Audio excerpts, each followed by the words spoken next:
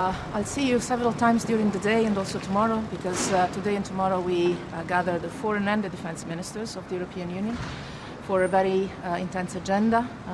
Today, with the foreign ministers, we'll discuss first and foremost the situation in Yemen. I discussed yesterday on the phone with the Special Envoy of the United Nations, Griffith, on how the European Union and the member states can support at best his work in this crucial moment that could be or become an opening for an end to the war in Yemen, one of the most devastating humanitarian catastrophes of our times. We'll also discuss the situation in Ukraine, and also of this I've discussed yesterday with the Ukrainian foreign minister, so I'll tell you more about that later in the day.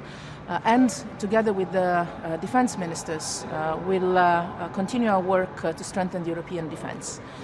In particular, today I expect ministers to see how our permanent structured cooperation is going, with 17 new projects to be adopted. And tomorrow we will have Jens Stoltenberg, NATO Secretary General, to continue our work to strengthen EU-NATO cooperation that is going extremely well.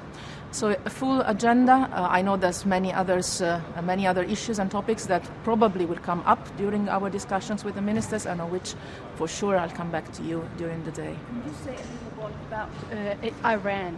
There are many serious cases about attempts to attacks on European soil, for instance in Denmark, and we know that the Danish government is going to raise a discussion today. Will you support further sanctions? I have discussed the situation and that attempt with the Danish foreign minister very same day when the case was coming out,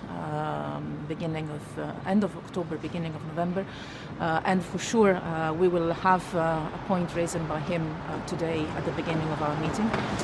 It is very important for us to address all challenges and all complications that derive from Iranian behavior, being it on European soil or in the region. This is something we address very openly with our Iranian counterparts always.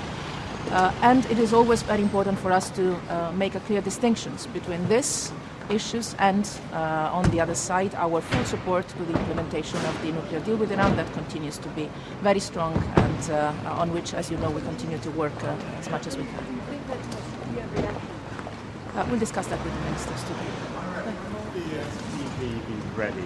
We've been waiting and waiting and waiting. That's asked to the foreign ministers of France, Germany and the UK, but our work continues, their work continues, and we support it. The involvement of the finance ministers of the three is of key importance at this stage. They are working hard to finalize it.